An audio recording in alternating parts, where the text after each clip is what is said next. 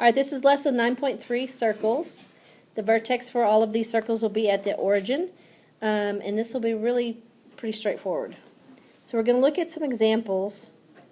I'm going to show you how to work this out.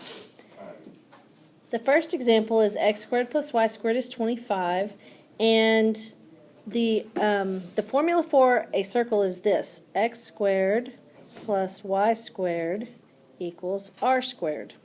And r is going to stand for radius.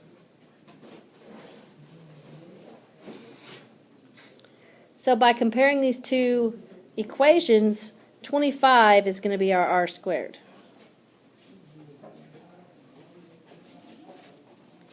So that means our radius will be the square root of 25, which is 5. All right, now I'm going to graph this. And because the vertex, the center of the circle is at the origin, and we know our radius, this is going to be really easy to graph. So if the radius is 5, that means we go 5 in every direction. So 1, 2, 3, 4, 5. 1, 2, 3, 4, 5. 1, 2, 3, 4, 5. 1, 2, 3, 4, 5. 5 in every direction, and then connect your dots in a circle-ish kind of manner. Mine's beautiful. Looks like a baseball that's been flattened. That's it. That's all you have to do. The radius is 5, and that's what the circle looks like. Okay? Let's look at another example. If you have the example x squared plus y squared equals 12, we still have the same situation. It's still going to be x squared plus y squared equals r squared. But this time, my r squared is 12, which is not a perfect square. So when I square root it, I have the square root of 12. So in cases like this, you might want to go ahead and use a calculator and get an approximation so you know about how far it is.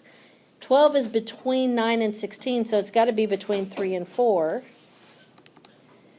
But if you get kind of an approximation, it's like 3.46.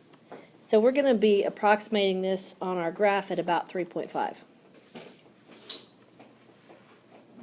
So I'm going to draw my graph. The center is at the origin.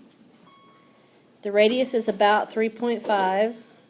So I'm going to go 3.5 units in every direction.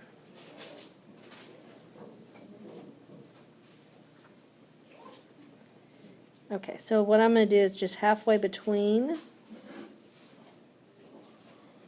Halfway between.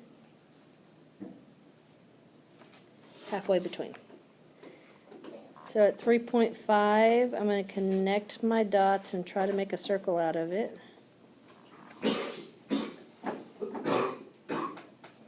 And that's all there is to it.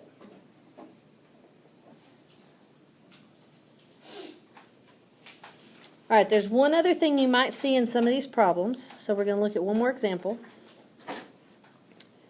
For example 3, we have 4x squared plus 4y squared equals 36. And when we look at the basic formula for a circle, there's not supposed to be a number here. So what we're going to do is we're going to divide by 4 all the way across, which will change this into x squared plus y squared equals 9. So once we have the x squared and the y squared by themselves without coefficients, then now we can make the comparison that x squared plus y squared is r squared. So my 9 is going to be r squared. So that means that my radius is going to be 3. So I'm going to come over here. I know the center of my circle is at the origin. 3 units in every direction.